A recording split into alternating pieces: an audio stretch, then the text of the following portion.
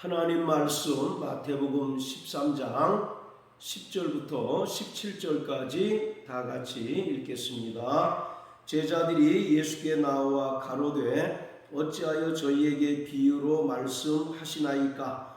대답하여 가라사대 천국의 비밀을 아는 것이 너희에게는 허락되었으나 저희에게는 아니 되었나니 무릇 있는 자는 받아 넉넉하게 되되 무릇 없는 자는 그 있는 것도 빼앗기리라. 그러므로 내가 저희에게 비유로 말하기는 저희가 보아도 보지 못하며 들어도 듣지 못하며 깨닫지 못함이니라.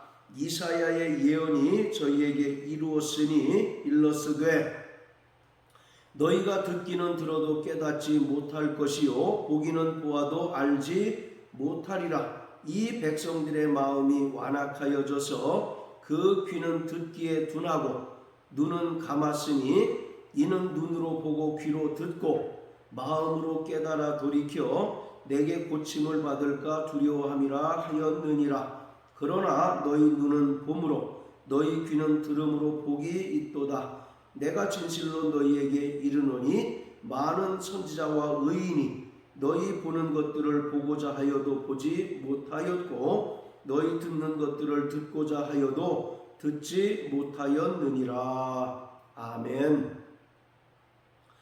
마태복음 13장은 일명 비유의 장이라고 불립니다. 마태복음 13장 안에 무려 7개의 천국에 관한 비유가 들어 있습니다. 우리가 마태복음, 마가복음, 누가복음, 특별히 이 세 복음서를 공관복음서라고 부르는데 이 공관복음서를 해석하는 데 있어서 가장 중요한 것이 바로 예수님의 비유입니다. 왜냐하면 이 공관복음서의 약 3분의 1가량이 예수님께서 직접 말씀하신 비유이기 때문입니다. 따라서 우리가 예수님께서 하신 비유의 말씀을 올바로 이해하고 깨닫게 되면 진리를 분명하게 깨달을 수 있을 뿐만 아니라 특별히 천국에 대하여 분명히 깨닫고 또 이 땅에서 천국을 누리며 살아갈 수 있게 됩니다. 예수님께서는 당시 유대인들에게 있어서 가장 일반적이고 일상적인 요소들을 소재로 삼으셔서 비유를 말씀하셨습니다. 마태복음 13장에 7개의 비유가 등장을 하는데 그 첫 번째는 씨 뿌리는 자의 비유입니다.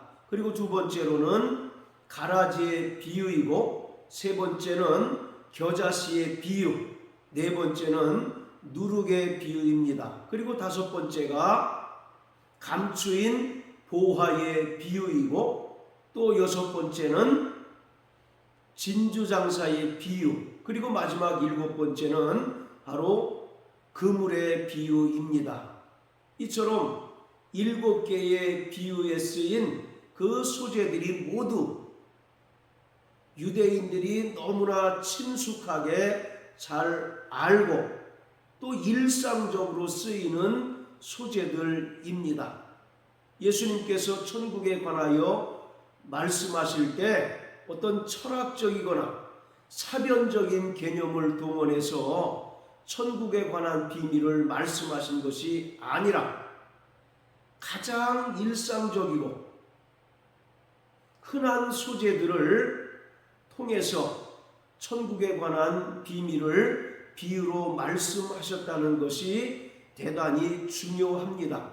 이것은 누구에게나 천국이 다 열려 있다는 것을 의미하는 것이고 누구든지 그 비유를 통해서 천국에 관한 비밀을 깨닫고 아는 자는 구원을 얻고 또 이 땅에서 온전히 천국 백성으로 살아갈 수 있다는 것을 말씀하고 있습니다. 그렇지만 오히려 사람들의 마음이 완악하여지고 또 강팍하여짐으로 인하여 예수님께서 가장 일상적인 소재를 통해서 천국에 관한 비유를 말씀하셨지만 어떤 자들은 그 비유를 통해서 천국에 관한 그 비밀을 깨닫고 진리를 깨닫고 또 그 진리의 말씀에 따라 순종하는 삶을 살아가는가 하면 어떤 이들은 오히려 그 마음이 더욱더 강팍하여지고 완악하여짐으로써 도무지 듣기는 들어도 깨닫지 못하고 또 보기는 보아도 알지 못하는 그런 현상이 벌어지게 된다는 것입니다. 그래서 12절에 보면 무릇 있는 자는 받아 넉넉하게 되되 무릇 없는 자는 그 있는 것도 빼앗긴다 라고 말씀합니다. 여기서 무릇 있는 자라고 하는 말은 예수님께서 비유로 하신 천국에 관한 비밀을 깨닫는 자를 말합니다. 이들은 예수님의 그 비유의 말씀을 통해서 천국에 관한 비밀을 깨닫고 그 천국을 사모하는 마음을 갖게 됨으로써 더욱더 진리를 따라 순종하는 삶을 사는 자들입니다. 반면에 없는 자는 세상의 탐욕과 재물에 관한 욕심으로 인하여 그 마음이 허망하여지고 완악하여짐으로 인하여 예수님께서 가장 일상적인 소재를 통해서 천국에 관한 비밀을 비유로 말씀하셨지만 그들은 도무지 깨닫지 못하는 자들입니다. 그리고 그들이 천국에 관하여 깨닫지 못하기 때문에 천국을 사모하는 마음보다 오히려 죄악의 삶을 더욱더 즐겨하고 또 이 땅에 소망을 두는 삶을 살아가게 되는 것입니다. 오늘 10절부터 17절까지의 말씀은 예수님께서 천국에 관한 비밀을 비유로 말씀하신 목적에 대하여 말하고 있습니다. 바로 예수님께서 천국에 관한 비밀을 가장 일상적인 소재를 통해서 비유로 말씀하신 것은 누구에게나 다 천국이 열려 있다는 것입니다. 그리고 이러한 진리는 대단히 철학적인 것이 아니라 가장 일상적이고 가장 일반적이라는 사실을 우리에게 분명하게 말씀하고 있습니다. 그럼에도 불구하고 있는 자는 더 있게 되고 없는 자는 그 있는 것도 빼앗기게 되는 것은 왜 그럴까? 그것은 사람들의 마음이 세상 것으로 인하여 어두워지기 때문에 도무지 진리의 말씀을 듣고 깨달을 수 있는 영적인 귀와 영적인 눈이 닫혀버렸기 때문입니다. 마태복음 6장을 보면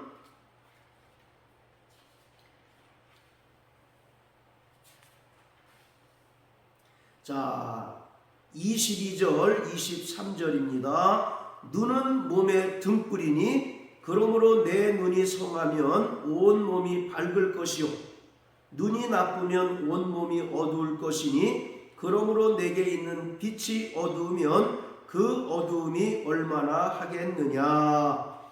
눈은 몸의 등불이라고 말합니다. 여기서 눈이라고 하는 것은 인간의 마음, 심령을 가리키고 있습니다.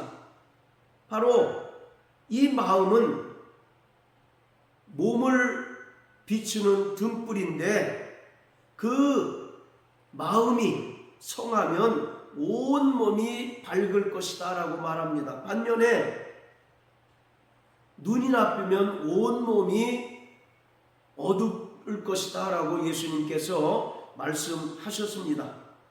바로 눈이 성하다는 것은 그 안에 진리를 볼 수 있는 영적인 눈과 또 영적인 귀가 떠져 있는 상태를 말합니다. 그러기에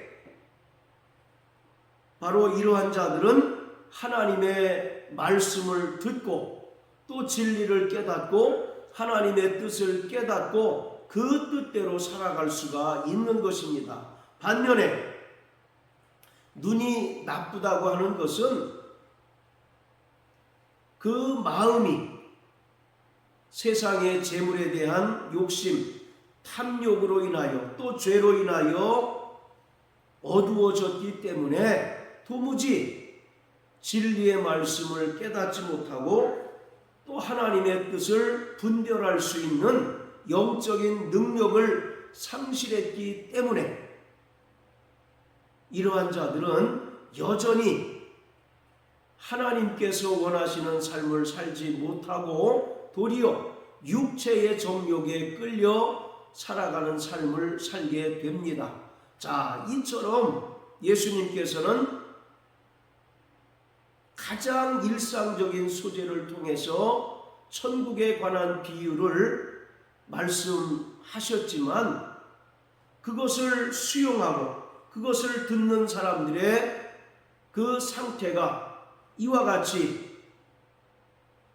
서로 상반되는 것은 그 마음이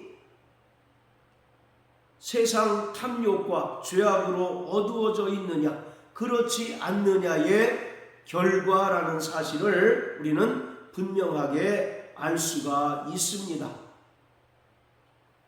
여전히 그 마음이 죄로 어두워지고 또 세상 재물과 또 세상 명예 등으로 인하여 그 마음이 어두워지게 되면 아무리 예수님께서 일상적인 소재를 통해서 천국에 관한 비밀을 비유로 말씀하셨다 할지라도 오히려 듣는 자들에게는 그것이 더 이해하기 어려운 말씀이 되고 많은 것입니다. 그래서 있는 자는 더 있게 되고 없는 자는 무릇 그 있는 것마저도 빼앗기는 그런 결과가 초래되는 것입니다. 마귀는 인간들에게 천국을 상상하지 못하도록 끊임없이 세상을 사모하는 마음을 가져다 줍니다. 인간은 본래 안드로포스라고 말합니다. 안드로포스라고 하는 말은 위를 보며 사는 존재라는 뜻입니다. 즉 영원한 내세가 있고 또 하나님께서 형상대로 지음받은 인간들에게 예비하신 영원한 안식이 있음을 아는 자들로 지으셨다는 것입니다. 그런데 창세기 3장에서 첫사람 아담이 죄를 범하는 순간 인간에게 영적인 사망이 임하게 되었고 그때로부터 더 이상 천국을 사모하거나 천국을 꿈꾸는 마음을 갖지 못하는 존재가 되어버리고 말았습니다. 그리고 마귀는 끊임없이 인간들로 하여금 세상 재물과 또 세상 명예와 세상 영광에 몰입하여 살도록 우리를 끊임없이 부추깁니다. 그렇기 때문에 진리의 말씀을 들어도 깨닫지 못하고 천국에 관한 그 비유의 말씀을 들어도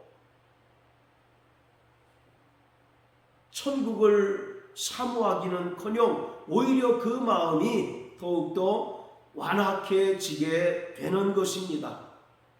그러므로 구원받은 성도들은 믿음의 주요 또 온전케 하신 이 예수를 바라보고 우리를 위하여 예비하신 저 영원한 본향을 사모하며 날마다 그 나라를 꿈꾸는 자들이 되어야 합니다. 그뿐만 아니라 이 땅에서 천국 백성으로서 천국을 누리는 삶을 살아가야 합니다. 로마서 14장 17절을 보면 하나님의 나라는 먹고 마시는 것에 있는 것이 아니라 성령 안에서 의와 평강과 희락이라고 말씀합니다. 오직 우리 안에 내주하시는 성령으로 말미암아 구원받은 성도들은 이 땅에서 하나님 나라의 의와 하나님 나라의 평강과 하나님 나라의 기쁨을 누리며 살아가는 존재입니다. 신약 성경에서 천국 곧 하나님의 나라는 두 가지 개념으로 설명하고 있습니다. 많은 이들이 천국을 오해하고 있는 것이 천국은 우리 육체의 죽음 이후에나 가는 어떤 장소쯤으로 생각하고 있다는 것입니다. 그러나 신약 성경에서 말하는 또 예수님께서 말씀하신 천국은 우리에게 두 가지 개념으로 설명되고 있습니다. 그 첫 번째는 이미 임한 하나님의 나라입니다. 마태복음 4장 17절에서 예수님께서 공생애를 시작하시면서 하셨던 첫 번째 선언이 회개하라, 천국이 가까웠다라는 것입니다. 그리고 마태복음 12장 28절에서 성령을 힘입어 귀신을 내어 쫓은 것이면 하나님의 나라가 너희에게 이미 임하였다라고 말씀합니다.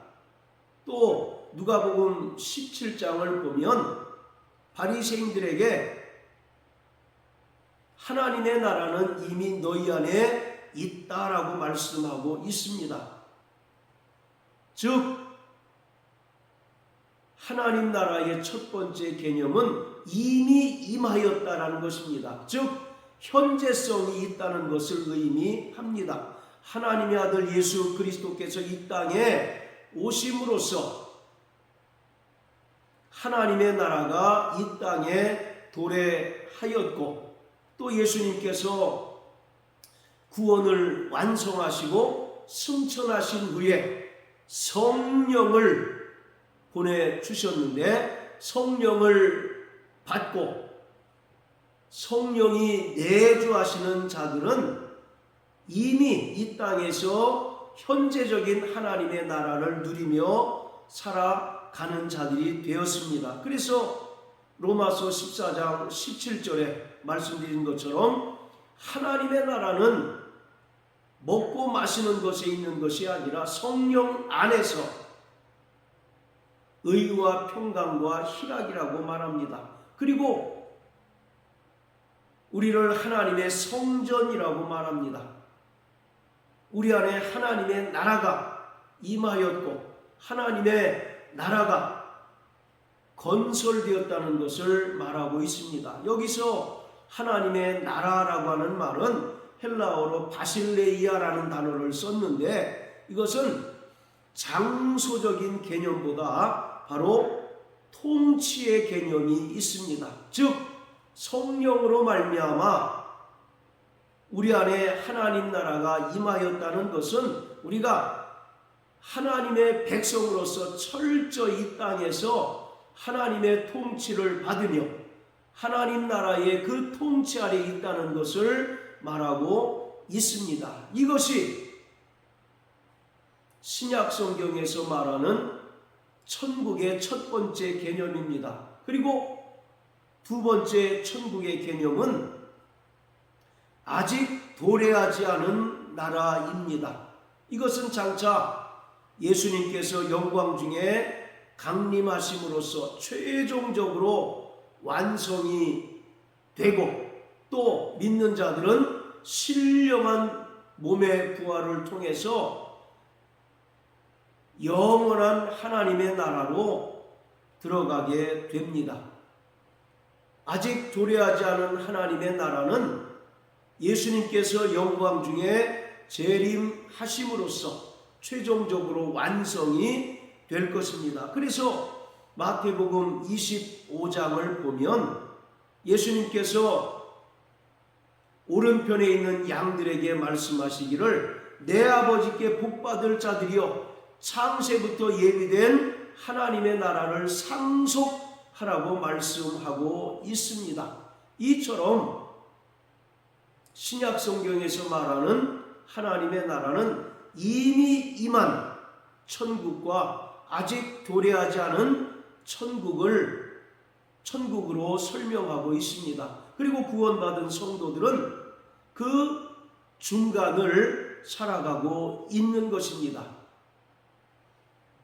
계시록 20장을 보면 바로 천년왕국이라고 하는 말이 나오는데, 천년왕국은 예수님의 재림 후에 이루어질 나라를 말하는 것이 아니라 예수님의 출임부터 재림 때까지의 그 기간을 상징적으로 표현하고 있는 것입니다. 구원받은 성도들은 성령을 통하여 이미 임한 하나님의 나라를 소유하였고, 또 아직 도래하지 않은 하나님 나라를 향하여 날마다 믿음으로 살아가는 자들인데, 이 기간을 바로 천년이라고 말하고, 또 이 기간 동안 구원받은 성도들은 그리스도와 더불어 왕노릇하며 살아가게 됩니다. 자, 마태복음 히브리서 11장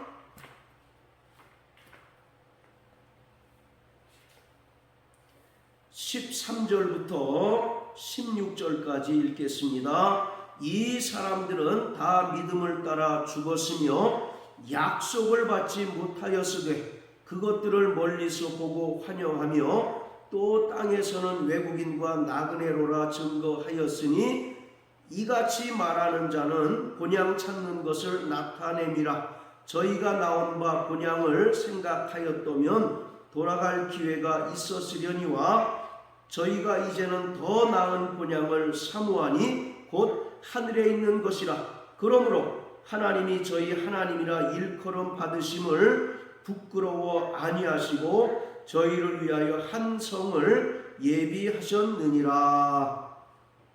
자, 아브라함과 이삭과 야곱은 이 땅에 있는 본향을 사모하는 자가 아니라 이 땅에 있는 본향보다 더 나은 본향, 즉 영원한 천국을 사모하고 또 천국을 향하여 날마다 외국인과 나그네의 삶을 살았다라고 말씀하고 있습니다.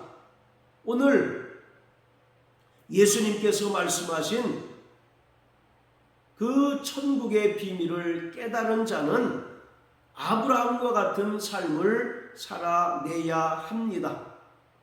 이 땅에 소망을 두거나 이 땅에 있는 본향을 사모하는 자는 천국 백성으로서 합당치 않습니다. 오직 구원받은 성도들은 저 영원한 본향을 향하여 날마다 외국인과 나그네와 같은 삶을 살아내야 하는 것입니다. 외국인과 나그네의 특징이 뭡니까? 한 곳에 오래 머물거나 정착하지 않고 또 자신이 머물렀던 곳에 미련을 두지 않는다는 것입니다. 자신의 그 목적지가 분명하기에 그 목적지를 향하여 날마다 나아가는 자가 바로 외국인이고 또 나그네인 것처럼 구원받은 성도들은 여기가 좋사오니 하는 식의 삶이 아니라 철저히 하늘에 있는 더 나은 본향을 향하여 날마다 나아가는 자들이 되어야 합니다. 그것을 예수님께서는 마태복음 13장에 나오는 7개의 천국에 관한 비유의 말씀을 통해서 우리에게 분명하게 알게 하시고 깨닫게 해 주셨습니다. 그러므로 사랑하는 성도 여러분, 이 땅에서 성령으로 말미암아 이미 임한 하나님의 나라를 누리며 사는 자들이 되기를 주님의 이름으로 축복합니다. 그뿐만 아니라 예수님의 영광스러운 재림으로 말미암아 최종적으로 완성될 영원한 천국을 사모하며 사는 자들이 되시기를 주님의 이름으로 축복합니다. 그리고 아브라함과 이삭과 야곱과 같이 이 땅에 있는 본향을 사모하는 자가 아니라 하늘에 있는 더 나은 본향을 향하여 날마다 외국인과 나그네와 같은 삶을 살아내는 저와 여러분들 되시길 주님의 이름으로 축복합니다. 마귀는 구원받은 성도들에게서 끊임없이 천국에 관한 소망을 빼앗아 가려 합니다. 그리고 마귀는 천국에 대하여 꿈을 꾸지 못하도록 자꾸 세상적인 탐욕으로 우리를 유혹을 합니다.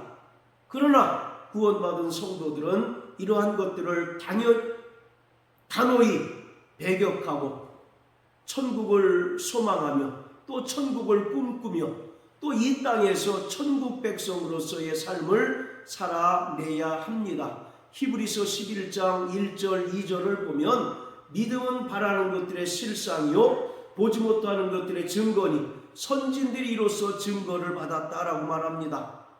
이 말씀은 우리가 뭔가 간절히 바라면 이루어진다는 그런 의미가 아니라 우리가 믿고 바라는 것이 우리의 삶을 통하여 분명히 실상으로 나타날 때 그러한 믿음을 하나님께서 인정하신다는 것을 말하고 있습니다. 그리고 히브리서 11장에 나오는 많은 믿음의 선진들이 바로 그러한 삶을 살았기에 하나님으로부터 믿음의 사람이라고 하는 인정을 받았다는 것입니다.